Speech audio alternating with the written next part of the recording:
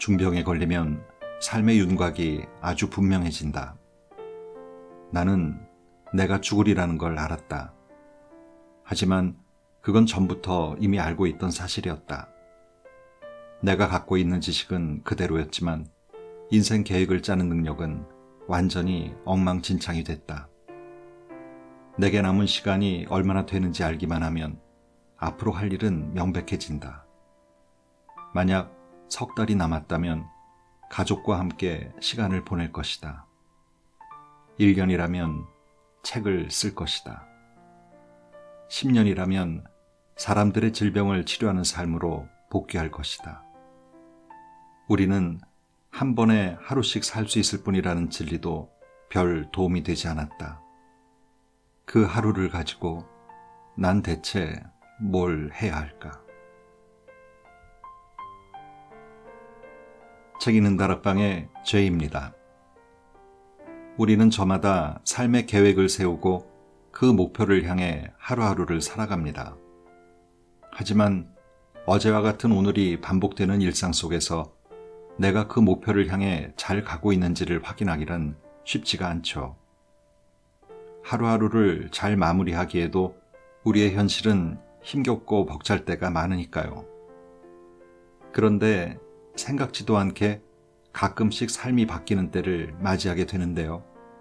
그런 체험 가운데 가장 강렬한 계기가 죽는다는 사실을 깊이 체감하는 순간이 아닐까 생각합니다. 그런 체험이 쉽지는 않습니다. 우리 모두 언젠가는 죽는다는 명제에 지금 괴로워하는 사람도 없고, 내가 얼마 살지 못하고 죽을 수 있다는 가정 또한 건강이 유지되는 일상 속에선 체험하기가 어려우니까요. 오늘 소개해드릴 책은 흐름 출판에서 펴낸 숨결이 바람될 때입니다. 36세 폴 칼라니티는 10년간 하루 14시간씩 이어지던 레지던트의 고된 수련의 끝을 앞두고 인류 대학병원들의 스카우트 제의를 받고 있던 촉망받는 신경외과 의사였습니다. 그러나 전도 유망한 이 의사는 어느 날 보장된 미래만큼 확실한 폐암 판정을 받게 됩니다. 이 책은 그가 암투병을 하는 동안의 의사와 환자의 입장, 강렬한 삶의 의지와 죽을 것 같은 고통을 넘나들면서 써나간 글인데요. 갑작스런 병 악화로 그 끝을 마무리하지 못하고 아내인 루시가 에필로그를 마무리했습니다. 삶과 죽음의 경계를 오가면서도 마지막 남은 시간까지 최선을 다한 그의 모습에서 진정한 삶의 의미를 깨닫게 하는 책인데요. 본문 내용 가운데 신경외과 의로서의 폴, 그리고 환자로서의 폴의 이야기를 일부 발췌하여 소개해드리겠습니다.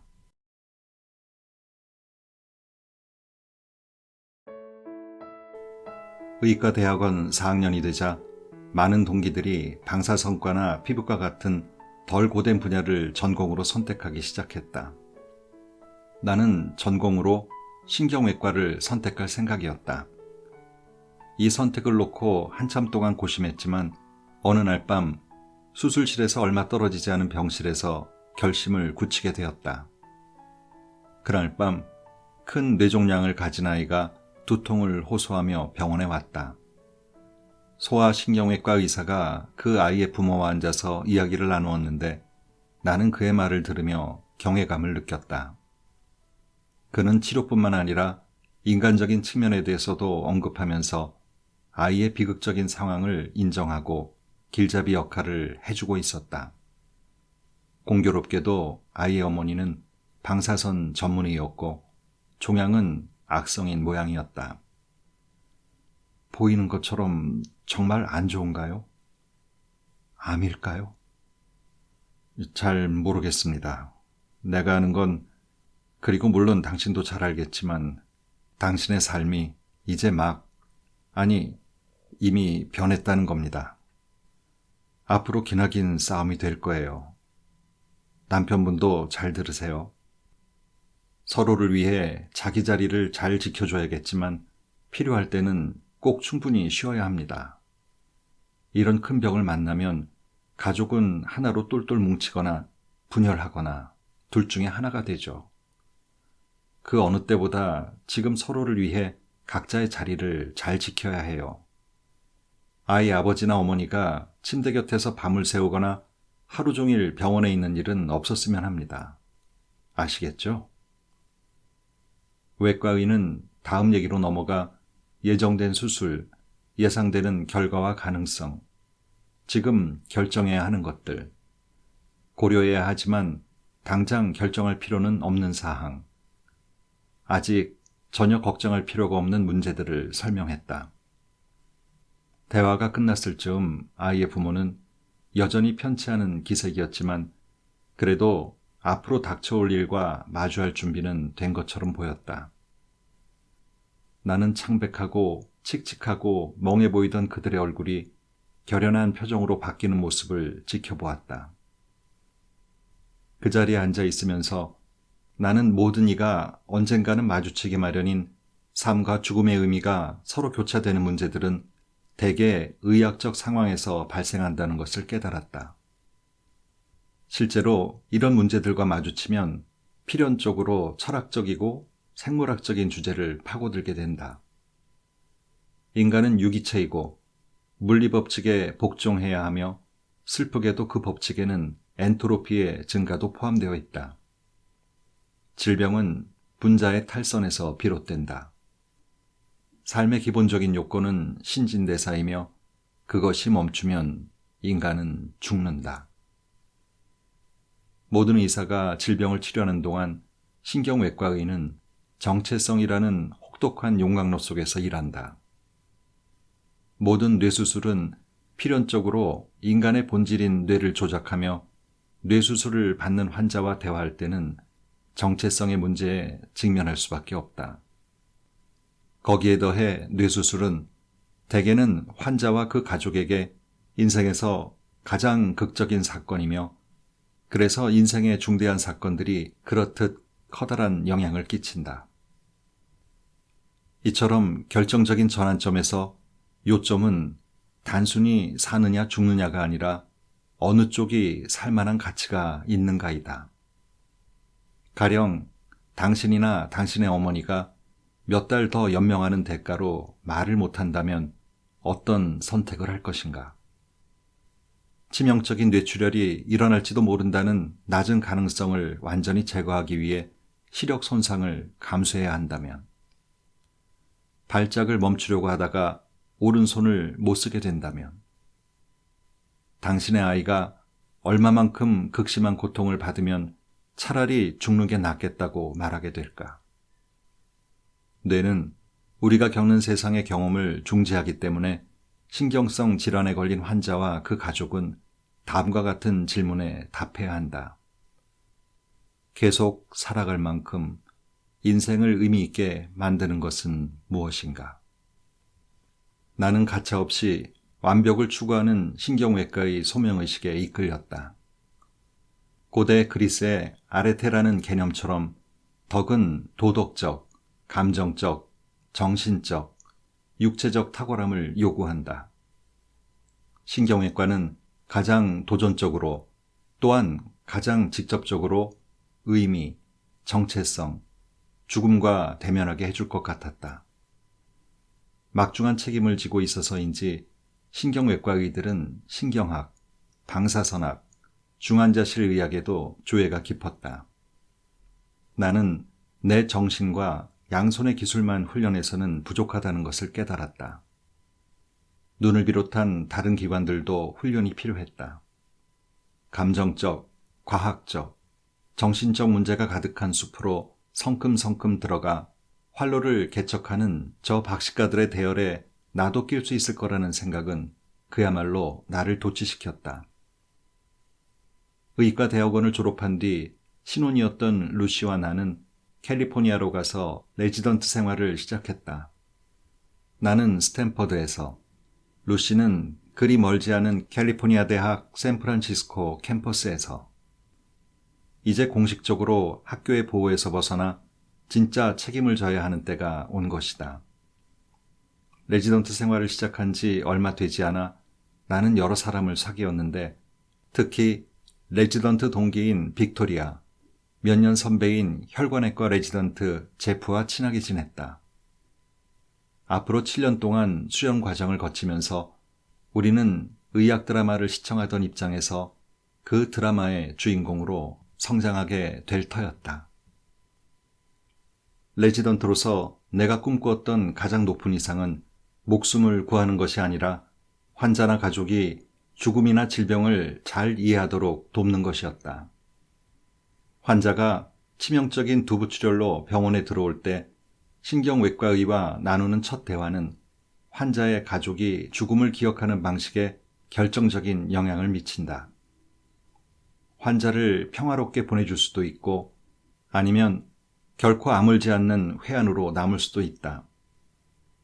메스로 해결될 상황이 아니라면 외과의가 선택할 수 있는 도구는 따뜻한 말뿐이다. 심각한 뇌손상으로 인한 독특한 고통은 때로는 환자보다 가족에게 더 큰 아픔을 준다. 그래서 그 의미를 완전히 납득하지 못하는 건 의사뿐만이 아니다. 뇌를 다쳐 머리를 깎고 누워있는 사랑하는 이의 주변에 모인 가족들 역시 그 의미를 완전히 깨닫지 못한다. 그들은 과거를 본다.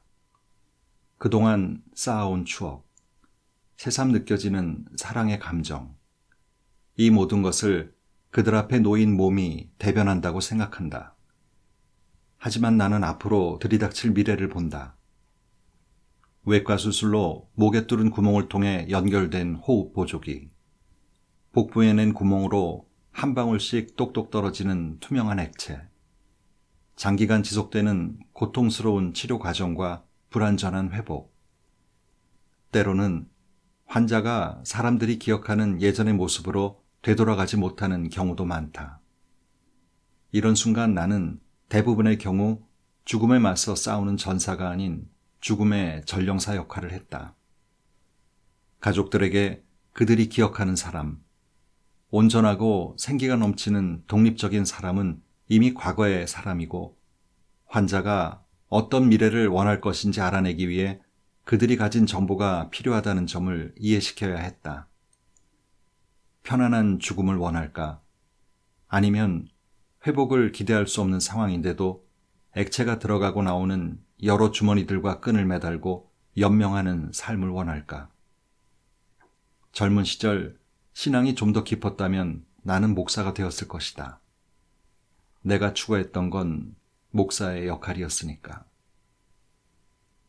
반년 전 극심한 요통과 함께 체중이 줄기 시작했다. 아침에 옷을 입을 때 벨트를 점점 더 안으로 당겨서 채우게 되었다. 나는 스탠퍼드 대학 동문인 1차 진료 의사를 만나러 갔다. 그녀의 동생이 신경외과 레지던트 시절 악성 전염병으로 갑작스레 목숨을 잃었기에 그녀는 늘 어머니처럼 내 건강을 염려했다. 하지만 내가 그녀의 진료실 문을 열고 들어갔을 때는 다른 의사가 그 자리에 앉아 있었다. 내 동무는 출산 휴가 중이었다.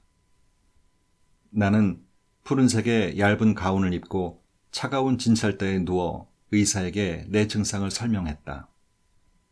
35세, 원인을 알 수 없는 체중 감소, 전에 없었던 요통.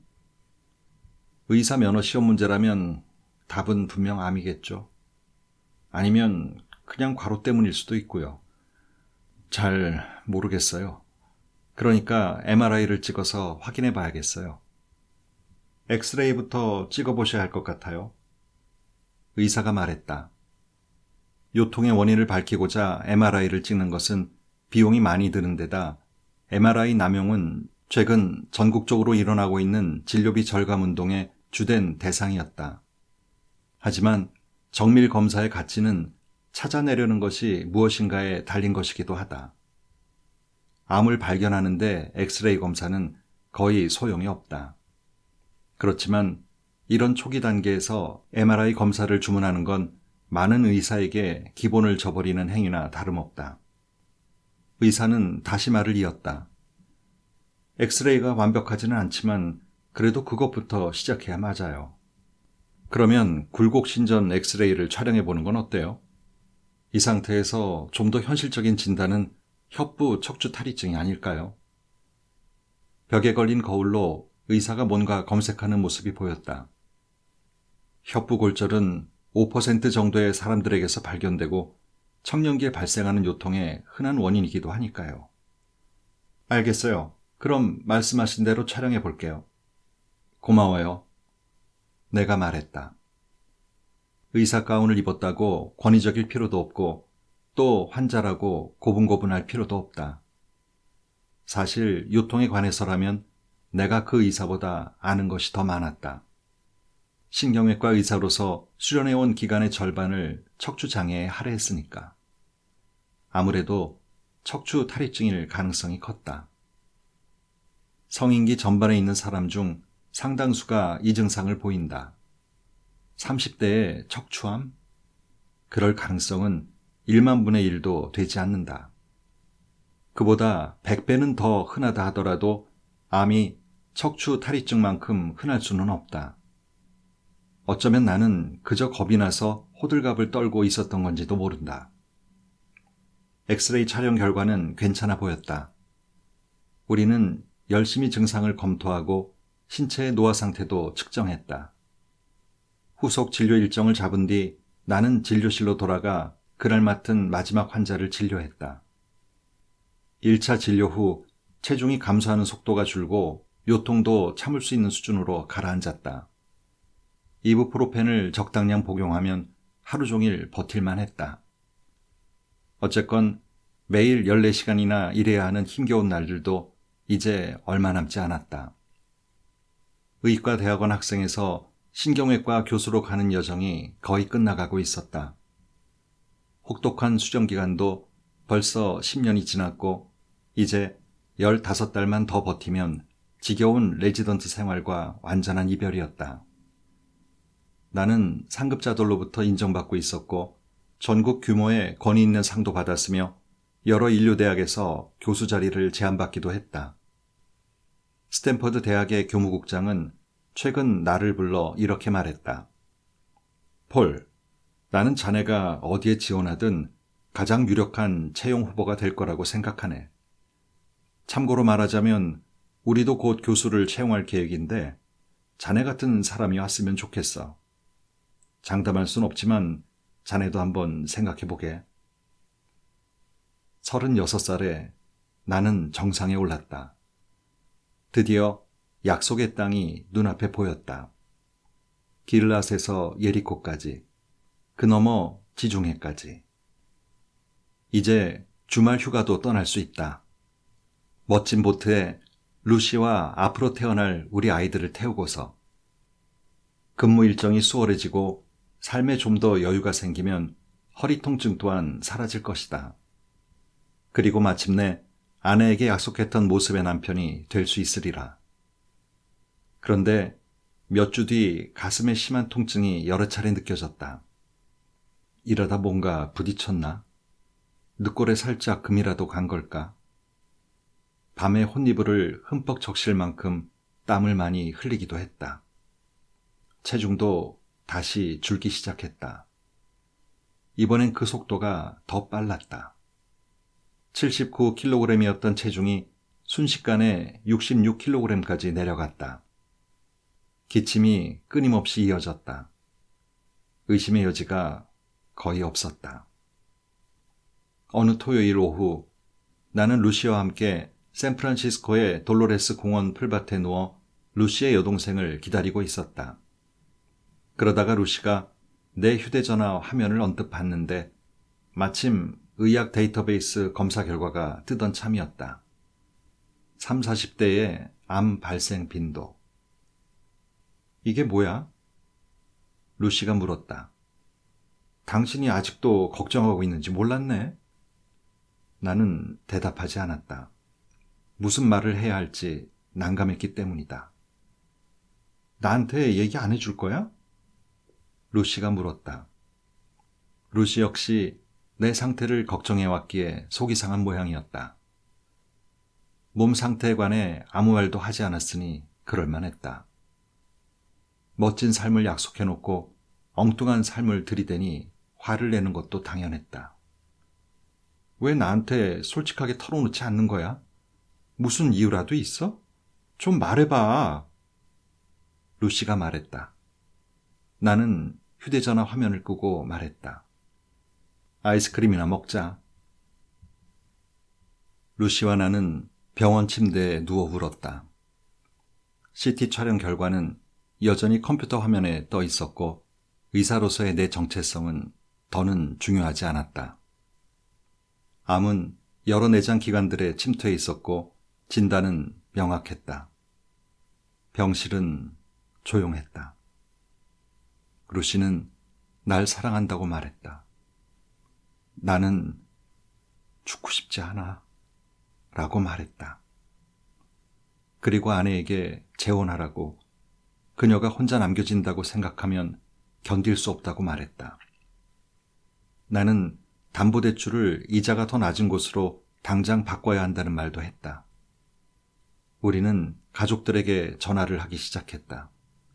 그러는 사이 레지던트 동기인 빅토리아가 병실로 찾아왔고 우리는 정밀검사 결과와 앞으로 진행될 치료에 관해서 의견을 나눴다.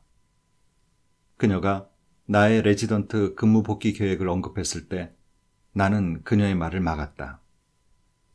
빅토리아, 나는 이 병원의 의사로 절대 복귀하지 못할 거야. 너도 알잖아. 내 인생의 한 장이 끝난 것처럼 보였다. 어쩌면 책 전체가 끝나가고 있는지도 몰랐다.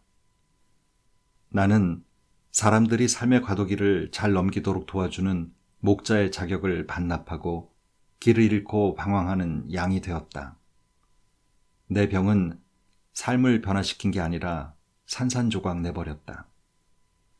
누군가가 내 앞길에 폭탄을 떨어뜨린 것 같은 기분이었다. 이제 다른 길로 돌아가야 할 터였다. 얼마 뒤에 동생인 집안이 내 병상 옆에 나타났다. 형은 참 많은 걸 이뤘어. 형도 잘 알잖아. 나는 한숨을 쉬었다. 동생은 선의를 가지고 한 말이지만 아무래도 내겐 공치사처럼 들렸다. 내 삶은 그동안 잠재력을 쌓아왔으나 그 잠재력은 결국 빛을 보지 못할 것이었다. 나는 정말 많은 걸 계획했고 그 계획이 곧 성사될 참이었다. 내 몸은 쇠약해졌고 내가 꿈꾸던 미래와 나 자신의 정체성은 붕괴되었으며 내 환자들이 대면했던 실존적 문제를 나 역시 마주하게 되었다. 폐암 진단은 확정되었다. 내가 신중하게 계획하고 힘겹게 성취한 미래는 더는 존재하지 않았다. 일하는 동안 무척 익숙했던 죽음이 이제 내게 구체적인 현실로 다가왔다. 나는 죽음과 마침내 대면하게 되었지만 아직 죽음의 정체를 명확하게 알 수 없었다. 지난 몇 년 동안 내가 치료했던 수많은 환자들이 남긴 발자국을 보고 따라갈 수 있어야 할 텐데 기로에 선 내 앞에 보이는 거라곤 텅 비고 냉혹하고 공허하고 하얗게 빛나는 사막뿐이었다. 마치 모래폭풍이 그동안 친숙했던 모든 흔적을 쓸어간 것처럼. 죽음에 직면하고 보니 더 미뤄선 안 되고 급하게 결정해야 할 문제들이 많았다. 그 중에서도 가장 중요한 일은 아이를 가져도 되는가 하는 것이었다. 레지던트 생활이 끝날 즈음 우리 부부의 결혼 생활은 잠시 위기에 빠졌지만 서로에 대한 사랑은 늘 변함없었다.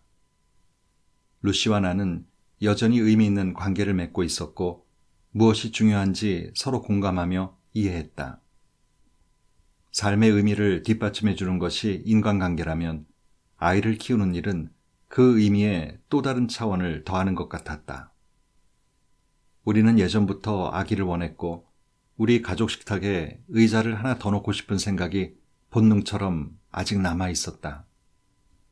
부모가 되고 싶은 마음이야 둘 다 간절했지만 상대방을 생각하지 않을 수 없었다.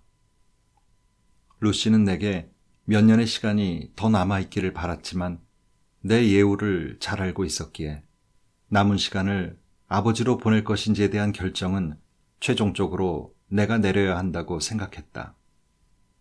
어느 날 밤 옆에 누워있던 루시가 물었다. 여보, 가장 무섭거나 슬픈 일이 뭐야? 당신하고 헤어지는 거. 나는 아기가 생기면 우리 가족에게 큰 기쁨이 되리라는 걸 알았다. 게다가 내가 죽은 뒤 루시에게 남편도 아기도 없을 거라고 생각하면 견딜 수가 없었다. 하지만 나는 최종적인 결정은 루시가 내려야 한다고 고집을 부렸다.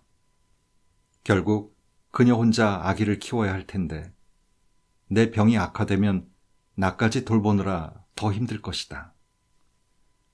아기가 생기면 우리가 제대로 시간을 함께 보낼 수 있을까? 루시가 물었다. 아기와 헤어져야 한다면 죽음이 더 고통스럽지 않을까? 그렇다 해도 아기는 멋진 선물 아니겠어? 내가 말했다.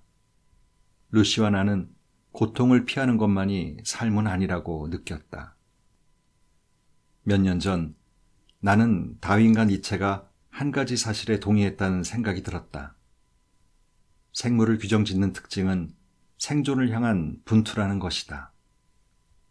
삶을 이와 다르게 설명하는 건 줄무늬 없는 호랑이를 그리는 거나 마찬가지다.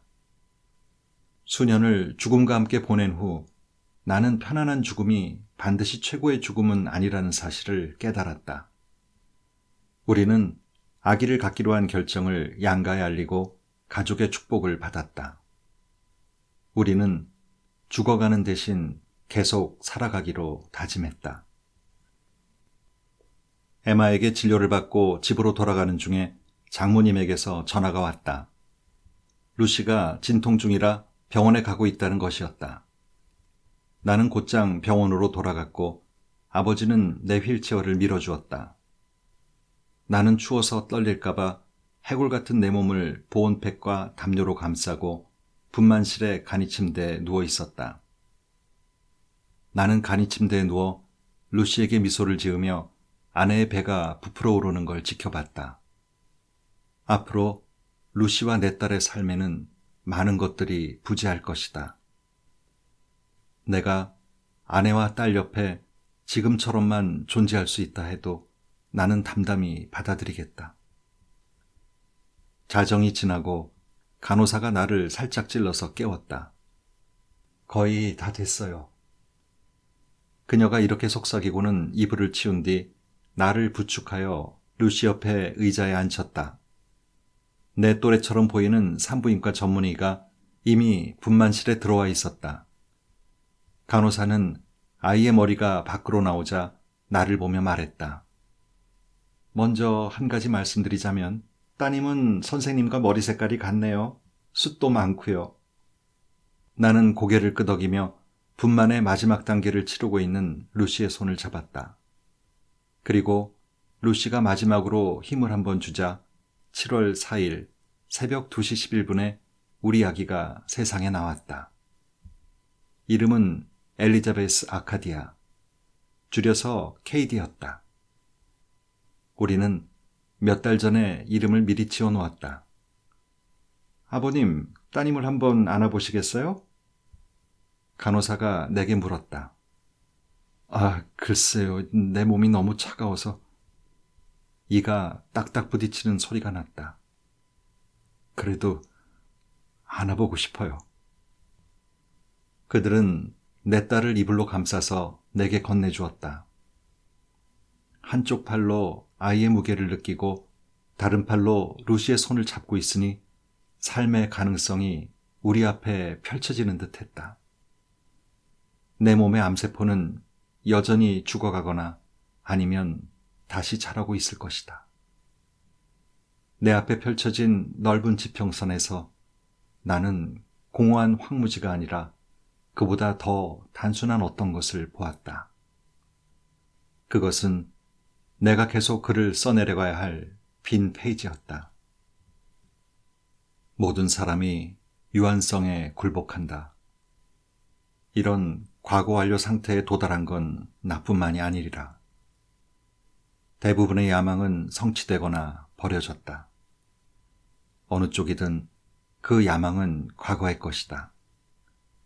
미래는 이제 인생의 목표를 향해 놓인 사다리가 아니라 끊임없이 지속되는 현재가 되어버렸다.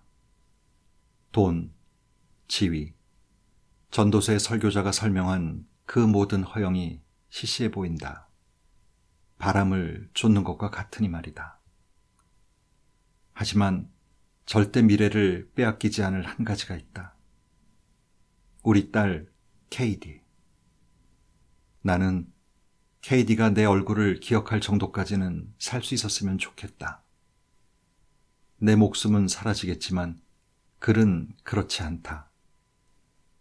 KD에게 편지를 남길까 하는 생각도 했었지만 대체 뭐라고 써야 할까?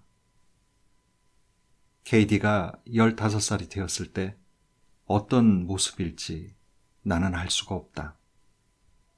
우리가 지어준 별명이 딸아이 마음에 들지도 알 수 없다. 미래가 장착한 이 아이는 기적이 벌어지지 않는 한 과거만 남아있는 나와 아주 짧은 시간을 함께 할 것이다. 이 아이에게 내가 해줄 수 있는 말은 단 하나뿐이다. 그 메시지는 간단하다. 네가 어떻게 살아왔는지, 무슨 일을 했는지, 세상에 어떤 의미 있는 일을 했는지 설명해야 하는 순간이 온다면 바라건대 네가 죽어가는 아빠의 나날을 충만한 기쁨으로 채워줬음을 빼놓지 말았으면 좋겠구나. 아빠가 평생 느껴보지 못한 기쁨이었고 그로 인해 아빠는 이제 더 많은 것을 바라지 않고 만족하며 편히 쉴 수 있게 되었단다. 지금 이 순간 그건 내게 정말로 엄청난 일이란다. 루시 칼라니티의 에필로그 2015년 3월 9일 월요일 폴은 가족들이 지켜보는 가운데 병원 침대에서 숨을 거두었다. 8개월 전 우리 딸 KD가 태어난 분만병동에서 200m도 채 떨어지지 않은 곳이었다. 누군가는 KD가 태어나고 폴이 숨을 거둔 그 사이에 동네 바비큐 식당에서 우리 식구를 보았을 것이다. 그곳에서 검은 머리에 긴 속눈썹을 가진 아기가 유모차에 탄 채 졸고 있는 동안 맥주 한 잔을 나눠 마시고 갈비를 뜯으며 서로에게 미소 짓던 우리 부부를 본 사람은 폴이 앞으로 살 날이 1년도 채 남지 않았다는 걸, 또 우리가 그 사실을 알고 있었다는 걸 꿈에도 생각하지 못했을 것이다. 숨결이 바람될 때는 폴의 병세가 급격히 악화되는 바람에 계획대로 진행되지 못했기 때문에 어떤 의미로는 미완성 작품이라 할 수 있다. 하지만 미완성이야말로 이 책이 말하고자 하는 진실, 폴이 직면한 현실의 본질적인 요소이다.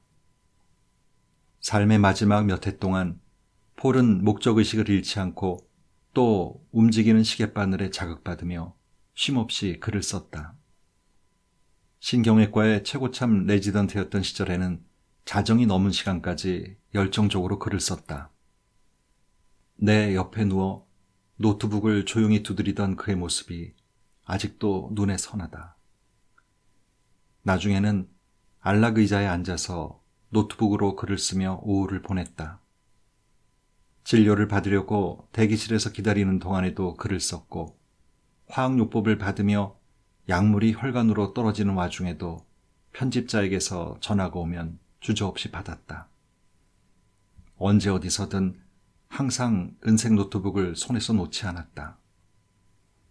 화학요법 때문에 손가락 끝이 갈라져서 아플 때에도 솔기가 없고 가장자리가 은색으로 된 장갑을 끼고 노트북의 트랙패드와 키보드를 만졌다. 점점 악화되는 암으로 살인적인 피로를 느끼면서도 완화 치료를 받는 동안 그가 제일 신경 썼던 건 지필에 필요한 정신력의 유지였다. 그는 어떻게든 글을 쓰겠다는 의지가 굳건했다. 이 책에는 모자란 시간과 싸우는 절박함, 중요한 얘기를 꼭 전하고자 하는 절박함이 담겨 있다. 폴은 의사이자 환자로서 죽음과 대면했고 또 그것을 분석하고 그것과 씨름하며 그것을 받아들였다. 그는 사람들이 죽음을 이해하고 언젠가 죽을 수밖에 없는 운명을 정면으로 마주할 수 있도록 돕고 싶어 했다. 30대에 죽는 건 이제 드문 일이지만 죽음 그 자체는 드문 일이 아니다. 폐암에 대한 중요한 사실은 그게 결코 특별한 일이 아니라는 거야.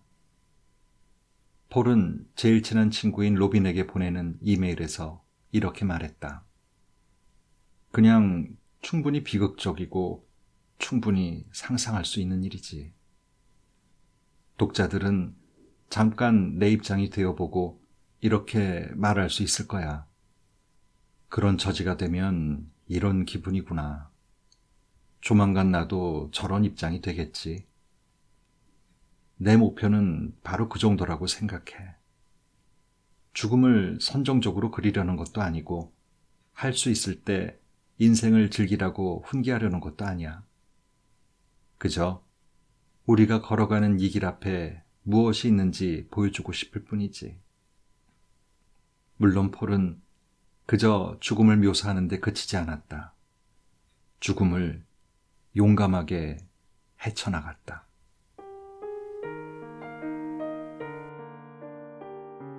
읽어드린 본문 내용 중에 이런 내용이 있었죠. 위험한 수술을 앞두고 결정적인 전환점에 서게 될 때 살아나도 사람 구실을 못하며 살지도 모르는 상황 앞에서 요점은 단순히 사느냐 죽느냐가 아니라 어느 쪽이 살만한 가치가 있느냐이다. 이에 답을 찾기 위해선 환자와 그 가족은 다음과 같은 질문에 답을 찾아야 한다고요. 계속 살아갈 만큼 인생을 의미 있게 만드는 것은 무엇인가? 이 질문에 대한 고민은 꼭 그런 어려운 상황에 놓이고 나서가 아니라 지금 건강히 살고 있는 우리가 오히려 찾아야 하는 답이 아닐까요? 오늘도 좋은 하루 되세요.